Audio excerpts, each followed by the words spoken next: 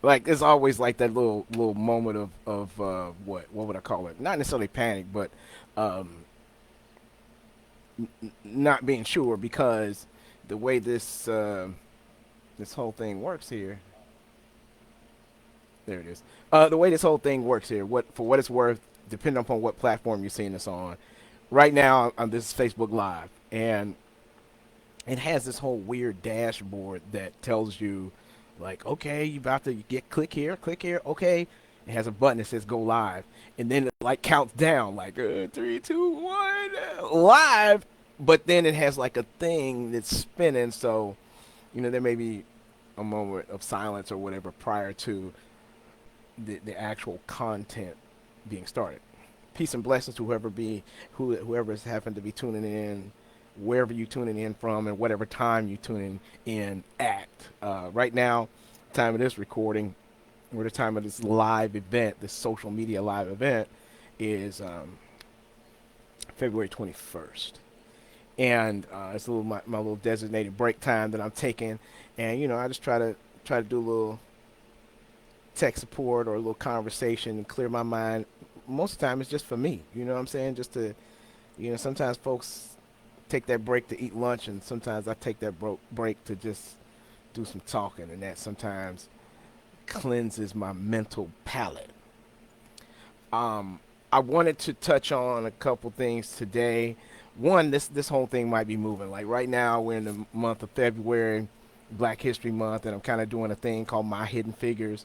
I touched on that in a prior video, and I would highly encourage anyone and everyone to just search on the hashtag, which I'm going to put right here in the chat, My Hidden Figures.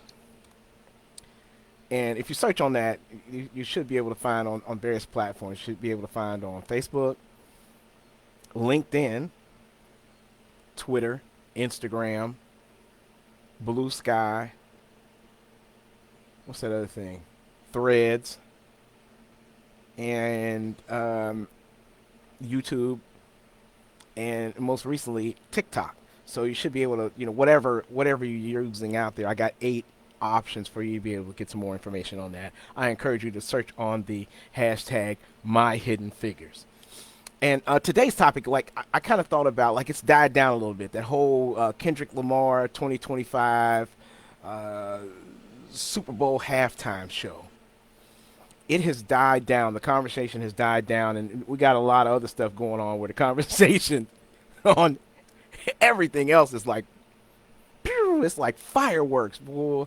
But um, so what happened, at least for me, and I don't know if the experience is the same for everyone out there. It may be. It seems kind of typical, where you got a lot of people that says, "Hey, that was the worst halftime show ever."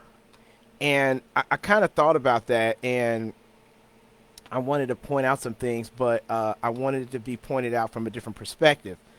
Um, and something that I kind of forgot about, that I wanted to I wanted to point out that, and if I'm right, correct me if I'm wrong. But back in 1992, however many years ago that was, 33 years ago from the time of this recording, there was something that popped off that the folks may or may not remember. Some folks might not even been alive at that time. You know what I mean? But back then, like prior to '92, like the halftime shows, I don't even remember what was going on during the Super Bowl halftime show. But what happened is that whole Wayans, Keenan Ivory Wayans crew with Living Color. So if you're unfamiliar, Living Color was a comedy sketch show that just dominated when they were on the air. It was a hilarious show. But what they did, they took a risk, and when the halftime came on the Super Bowl, they said that they were going to do a show of in living color. And so what happened was that the idea was folks would turn away from the football game, go to another channel, and watch in living color. Yeah. Living color set it off, didn't they? Like, so back in that time, that's what folks did. That they turned away from the Super Bowl and watched in living color and then went back to the Super Bowl. And like it was unheard of. And it seemed like the NFL took notice, like, hey, wait a minute, we could we we, we let that opportunity slip through our hands, and we need to provide a more entertaining halftime show, or we need to provide something that will keep our viewers on us rather than have them turn away. And so, in my opinion, there have been no rules. That's just kind of what they did, and it's not necessarily a rule that the halftime show is going to be entertaining. And so when I saw all that going on, like recently, where I saw people being upset, I kind of thought about it like, well, is it the I just had questions. I don't even want to necessarily speak on the questions that I had, but it was like, the yin and the yang. Some folks loved it, some folks hated it. And I wanted to touch on it, but I wanted to touch on it in a way, as an example, if you and someone are arguing, if you're in the car and you're trying to go from point A to point B, and it's two people in the car, and one person says, well, hey, I know how to get from A to B. This is the way that I've always gone. This is the direction I'm going to go. And you're like, well, wait a minute. I also know how to go from A to B, and I've gone this other way. So you got two opinions there, kind of fighting in the car. But if you go to the third party, like GPS, or look at a map, GPS and say, hey, Siri, hey, what's that other one? Bixby. Who uses Bixby? I don't know. Siri, or what's it? Okay, Google, like, give me the shortest distance between point A and point B. Give me directions. So what that does is that takes the two people kind of out of the loop, and that puts the GPS, not necessarily on blast, but the focus goes to the GPS.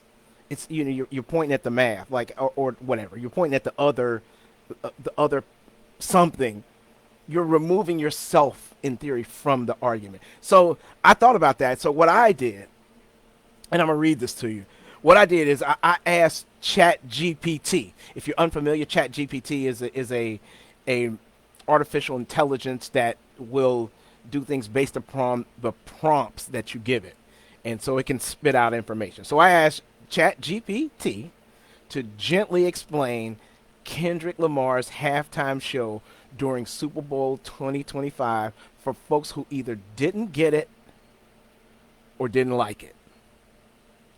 So that was kind of the prompt that I gave it. It was more wordy than that, but it's been, I don't know, that's been 20 days or so ago. I don't know. It was a while ago, a couple weeks back. And so I don't actually have the prompt, but that was the gist of it. That was the gist of the prompt. Let me read that again. I asked ChatGPT to gently explain Kendrick Lamar's halftime show during Super Bowl 25 for some folks who either didn't like it or didn't get it. Here's what ChatGPT said. And I like this because it again, it removes me, right? This is what ChatGPT said about the halftime show. Here's what it said. All right, little superstars, gather around. Let's talk about the big Super Bowl show you just saw or maybe didn't fully understand. You probably expected lots of fun music, dancing, and fireworks like other years, right? Well, this year's show was a little different. Instead of just being about fun, the people on the stage were telling a story, a really important one. Kendrick Lamar was rapping, but he wasn't just saying cool words. He was talking about history, about feelings, and about things that need to change. His music makes people think and feel big emotions. SZA was singing beautifully, but she wasn't just singing about love, she was sharing deep feelings about life, strength, and what it means to be heard. And guess what? Samuel L. Jackson and Serena Williams, yes, the amazing tennis champion, were there too. But they weren't there to play sports or act in a movie. They were there to remind people about power, struggle, and standing up for what's right. Some grown-ups watching might have felt excited about the message, and others might have felt uncomfortable. But that's okay. Sometimes art isn't just for fun. It's meant to make us think. So, if you were waiting for lots of silly pop songs and flashy dances, you might have been a little surprised. But that's okay too. Not everything in life is about entertainment. Sometimes we need to listen, learn, and feel things we don't expect. And that is just as important as having fun. All right. So that's what ChatGPT had to say. And I kind of love that. You know, I love that it removes me. And this is just artificial intelligence, just combing the internet and pulling from all of the resources that are out there, and then it comes up with that kind of an answer. And I'm pretty sure I put in there that term that we use sometimes. Explain to me like I'm five. I'm pretty sure I put something like that in there. And if I really dug into it, I could find out exactly what it was. But I'm pretty sure, like I said, the gently explain was good enough for that explanation to kind of pop off and to be said like that. And so, as I mentioned, hopefully this will be here in live, in this live session here on Facebook, this Facebook Live. And it may go to other platforms like TikTok and YouTube and wherever else I can put it. You know, that certain, I might go to Twitch too, because in theory this will be like 30 minutes, and they, some of those sites have a maximum time for the video. So 30 minutes should fit within that. Might even go on Instagram.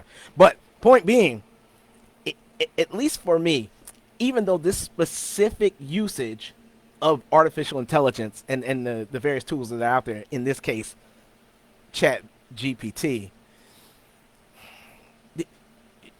and I'm specifically talking about an event, the Super Bowl halftime show, it also, in my opinion, is an example of how we can use and leverage artificial intelligence. Sometimes I hear folks complain about how kids might be using it to write papers or whatever, and I'm actually using it myself with some of these my hidden figures posts, these social media posts that I'm making, and sometimes what I'll do is I'll type up something that I think, just another example of how to use artificial intelligence. I'll type up something in a way that I think that it should flow, and then I'll take that whole paper and I'll put it in Chat GPT, and I'll say, hey, Chat GPT, I would like for you to reword this in a way that allows it to flow chronologically or consistently, or flow more smoothly and sound more like a conversation. And so it may be my original work, and then I am putting it into artificial intelligence to hone it, to change it a little bit. That if I've made a grammatical error or a spelling error, that Chat GPT can look at it and make that change. And so I'm just saying, I'm encouraging folks to not necessarily embrace artificial intelligence, but also not to necessarily shy away from it, because there's a couple of things that are out there. And you know what? I'm gonna take this hat off because I'm starting to sweat. Wait, and you know what? Some folks said they liked my hat. So let me show you that right there. It's my alma mater right there, Walnut Hills High School. All right. So I'm gonna put it over there. But that's kind of my encouragement for all of us is to take a look. Chat GPT and other artificial intelligence is not necessarily the answer for everything, but it can potentially be a tool for some things. And in this particular situation, like I said, I used the tool to remove myself. So folks didn't necessarily, not that I was necessarily concerned, but I just kind of felt in this particular instance that I used Chat GPT, that I felt like I wanted to allow it to come up with a message that maybe that I was okay with, but again, to be able to point it at to point the point out that the information was coming from an artificial intelligence type of source. And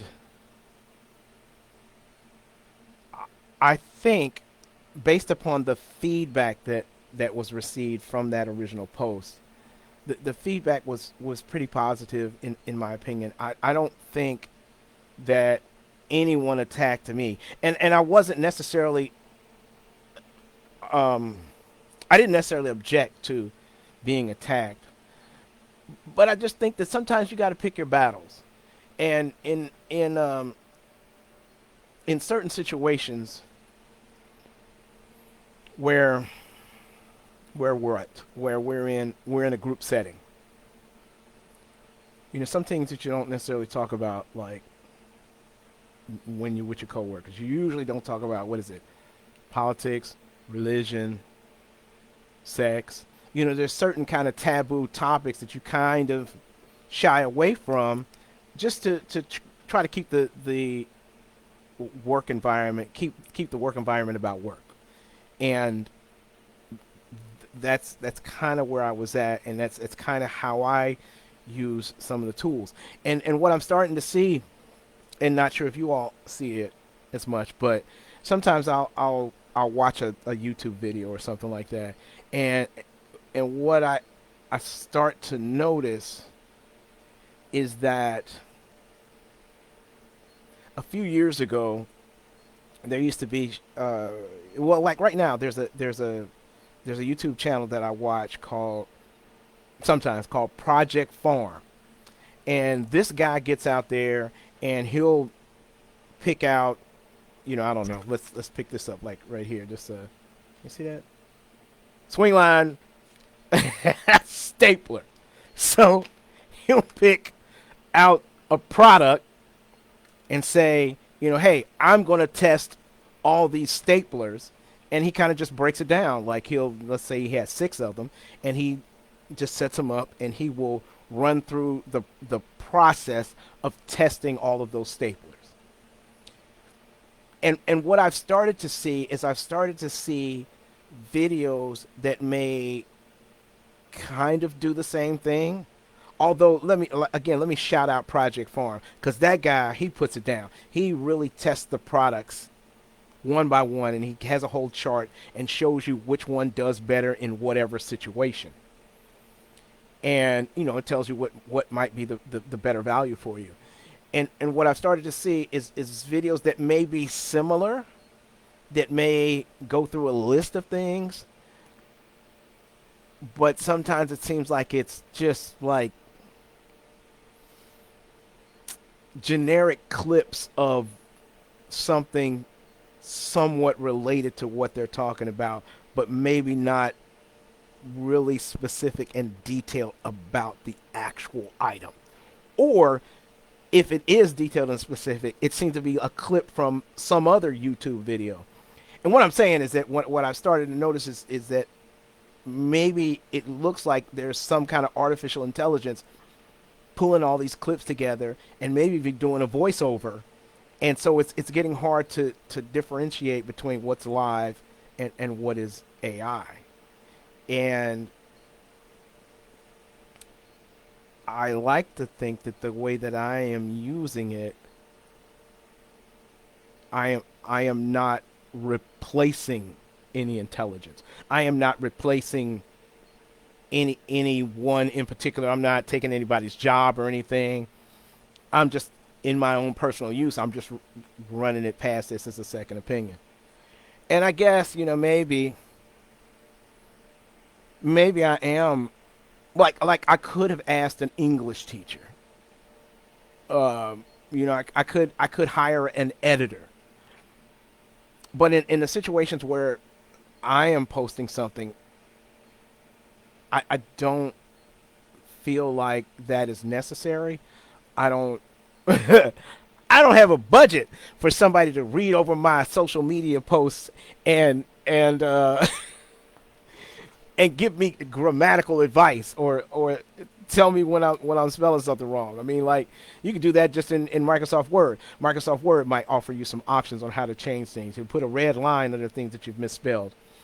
And so in my case, like I said, I wanted to make a statement, ran it through ChatGPT, and they gave me what I felt was okay. And so that's just a tool. So ChatGPT is a tool. Adobe Express, that is a tool that folks have been using lately.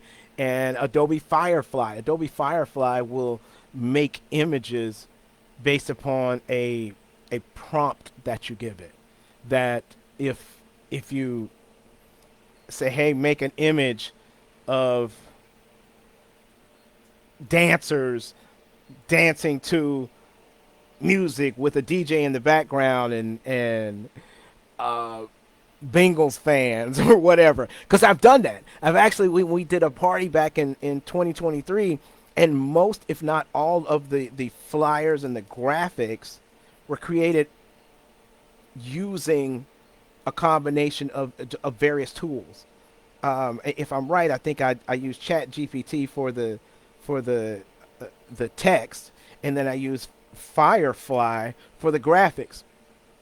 And now one of my reasons behind that, again, not taking anybody's job, but sometimes I don't know about you all, but if you see those images out there that it's not as much anymore, but no, maybe it is. If you see those images that invite you to come to some party, and there'll be all of these beautiful model people that are on the advertisement, like come and see me or come and dance with me or come and dance with me, baby. Like all of these, like I said, model types that you might see that are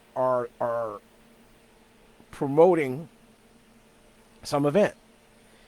And sure, you could hire somebody for that, but like my thing about those flyers is like, those people are never there. Like all these models and stars and whoever that they have on the flyer are usually not there. Like I just want to see like some regular people, and so I thought a way around that might be just do some AI.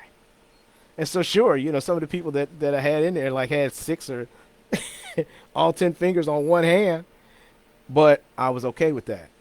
I was using it as a tool, and so that's just kind of it. I encourage everybody to just look at AI as a tool. How can you fit it into a situation that works for you?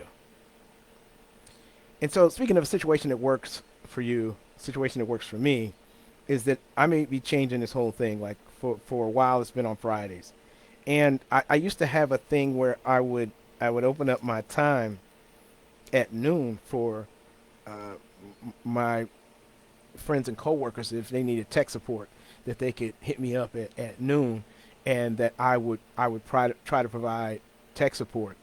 And I think I did that for about 2 years. And what happened is that people didn't show up. I set up a ongoing Google Meet every Friday at noon o'clock. uh, Noon o'clock. Say it 2 times fast. Noon o'clock, noon o'clock. And so at noon on Fridays, I'd have a Google Meet, and I'd just be there. And whatever I was doing, I would continue working or whatever. And then if somebody popped in, or most of the time, no, and most of the time I would have like a topic, like I had the topic just now about chat using artificial intelligence in your in your life or in your job. And but after about 2 years, what I realized is just people didn't show up, and so I just shut it down. I recorded all of them. Hey, skater extraordinaire, right there for the culture. Courtney Jackson Jr. I see you, man. You're out there doing your thing, and you skate for the culture, man. You always put it down. We appreciate you.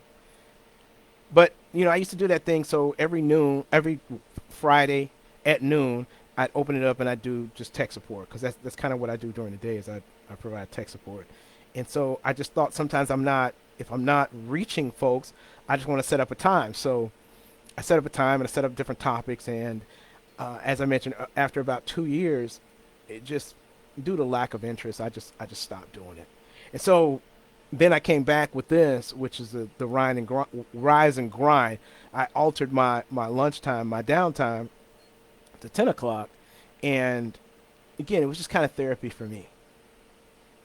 Sometimes just talking things out.